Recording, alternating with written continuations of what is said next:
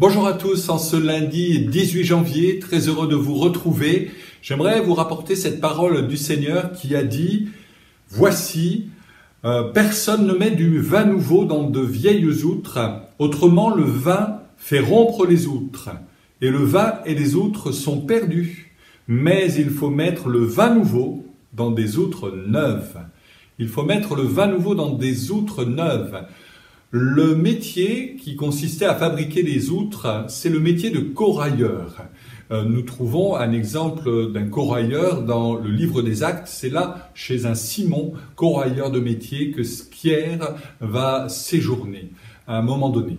Et ce métier de corailleur est singulier puisqu'il était mal aimé des gens en général, puisqu'il fallait qu'il touche des animaux parfois considérés comme impurs par la loi. Il y avait la réalité, oui, du sang qui était manifeste. Excusez-moi si vous n'avez pas encore déjeuné, mais c'est une réalité. Ce métier était mal aimé, mais tellement essentiel.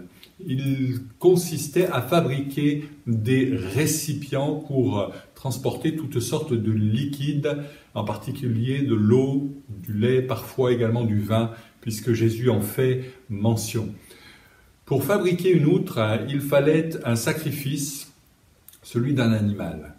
Il fallait également que cette peau soit vidée de son contenu, pour qu'ensuite elle soit exposée au soleil pour détruire toutes les dernières impuretés qui pourraient rester et adhérer à la peau. Il fallait que celle-ci soit nettoyée de fond en comble. Ça nous parle de l'œuvre du Saint-Esprit qui veut nettoyer notre être intérieur afin que l'extérieur que nous allons montrer aux autres soit conforme à ce que nous vivons au-dedans de notre cœur. Et c'est tellement essentiel.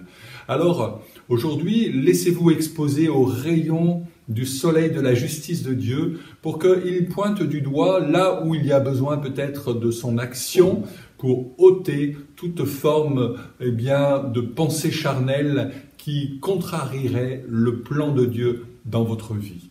De la même manière, ces outres étaient ensuite, alors qu'elles avaient été séchées quelques semaines au soleil, elles étaient trempées dans un bain d'eau pour redonner une certaine souplesse à la peau, afin que celle-ci puisse être ensuite cousue dans la forme de l'outre définitive. Et je crois que c'est important de réaliser que Dieu ne veut pas que nous soyons secs, cassants dans notre relation avec lui, bien évidemment, mais aussi dans nos relations à nos contemporains, avec peut-être parfois notre conjoint, mais qu'il y ait cette souplesse. Et l'eau nous parle de la parole de Dieu, nous parle encore une fois de l'action du Saint-Esprit qui veut nous rendre disponibles, souples, attentifs à la voix de Dieu.